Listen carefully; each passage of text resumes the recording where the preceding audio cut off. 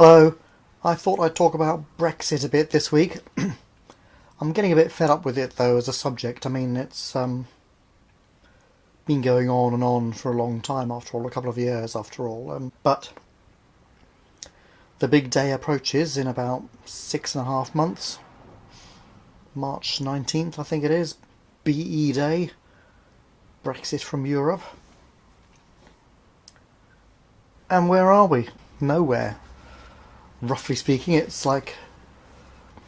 I don't know if the government's making a deliberate mess of the negotiations or what, but it has to be said that the majority of the people involved are ex-Remainers, like Theresa May, the Prime Minister. So maybe they want it to be painful as a lesson to the people. How dare you, you know? I mean, they go along to Europe maybe once a month or so and chat, and the Europeans look at the proposals and say, no. And then they all come back again, and that's that. It strikes me that strategically Europe would want a bad deal for Britain, or even no deal. Because if Britain were to get a good deal, that would be an incentive, whereas for others, whereas obviously Europe would want it to be a warning for others. Don't you do this, it could be a disaster for you. And actually it's occurred to me that the conspiracy theorists say that the European agenda is to take over all the countries and leave them with no say in their governance or governing, because the European Union would decide everything, the bureaucrats, the elite, instead. And if Britain leaves with a bad deal, that is, they pretty much have to obey the rules, but they have no say, that would actually be the desired end game of what the conspiracy theorists say the EU wants. Each country to obey the rules but have no say. So that would be the result of a bad deal, should we ever get one. Staying in the customs union, the EU is a customs union, but staying in the customs union in some way is likely to be such a bad deal, it seems to me. But it might be better than trading with World Trade Organization rules. The EU, being a customs union, has a lot of trade barriers, or tariff barriers. And there are also non-tariff barriers as well, which is things like regulations about the size of boxes and irrelevant stuff like that, which people have to comply with. Britain would already be complying at the moment with stuff like that. But overnight they'll have to fill out customs declaration forms, whereas at the moment you just drive over there and dump your goods just like you would in this country. Overnight they're all going to have to be declared and all the rest of it, that's if there's no agreement or a bad one. But as far as I'm aware, the government hasn't made any changes to Her Majesty's Revenue and Customs Department. I don't think they've hired extra people for dealing with the mountains of paperwork or anything like that as yet. And there's only 6 months or so to go. As far as I'm aware, there's certainly been nothing that I've seen in the papers of new systems being implemented or anything. The only thing I have seen is 4 miles of motorway in the south by Dover has been designated as a lorry park because they're apparently expecting, or there's a big risk of huge tailbacks and vehicles having to wait for days, presumably, while paperwork is sorted out at the border. That is at the Channel coast. But no extra staff as yet to deal with it. Maybe they'll hire them all at the last minute. Say, well look, all we have to do is tick this box here and send them through. I don't know. It's incredible. At least the public face of it is incredible. If it's really as much of a shambles as it looks like. Well, actually, it was always going to be difficult. Notionally, I am and was in favour of Brexit, but I've always taken the view that there will be an economic hit.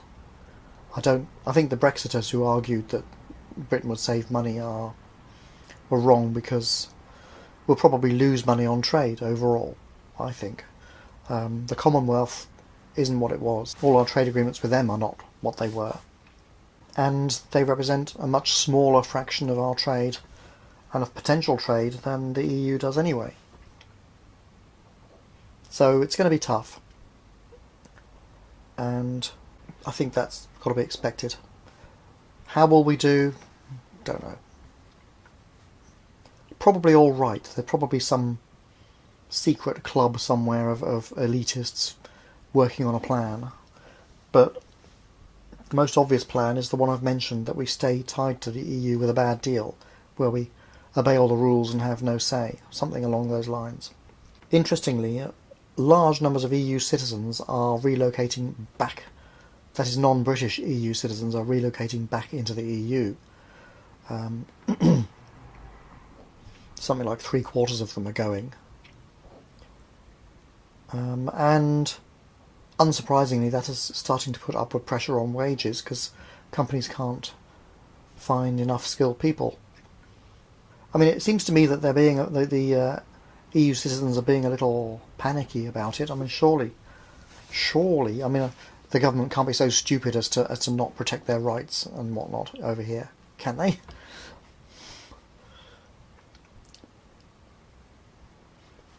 Maybe, I don't know. Maybe the people are not taking their chances. Clearly, they're going back. I will say that the government has taken a long time to say that it will protect all their rights and so on. I think it has done so, but clearly most people don't believe them, and are heading back. They figure that their jobs here are not safe, their citizenship rights here are not safe, best to go. Then there's the question of the Northern Ireland border. Because Northern Ireland is part of the United Kingdom, and the Republic of Ireland is independent and is part of the EU. When Britain leaves, suddenly there'll be a border there. But such a border would be a violation of the Good Friday Agreement, which is the agreement whereby the majority of terrorists put down their arms and went into politics instead, because there used to be a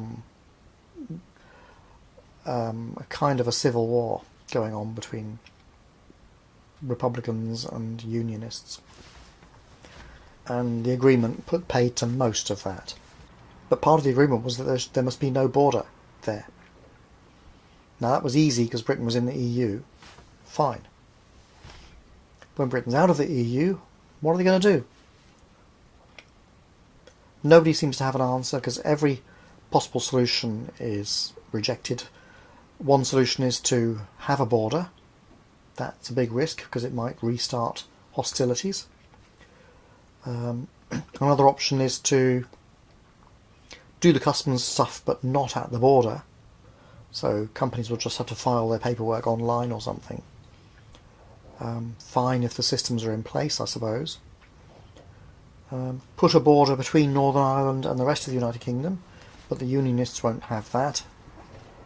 And the Unionists are currently propping up the Tory party, because after the last snap election, far from gaining seats as they'd hoped, the Tories lost seats.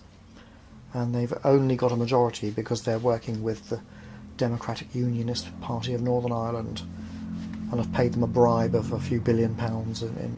So it's a mess, of course.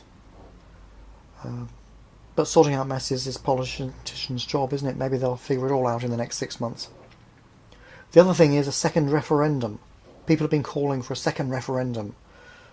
Obviously, Remainers want a second referendum so they can go back on the vote error that was made last time. Brexiters don't want a referendum because they will probably lose it. Going by the polls, there's enough Brexit remorse to mean that a second referendum would probably mean Britain would stay in after all. And maybe the government's counting on that. But they have issued a denial. They have said that there will not be a second referendum under any circumstances. That's a bit worrying, because that probably means there will be, or there could well be, because government denials normally are lies. So it'll be interesting to see what happens when it happens. Will there be a sudden hike in taxes? Will there be economic Armageddon?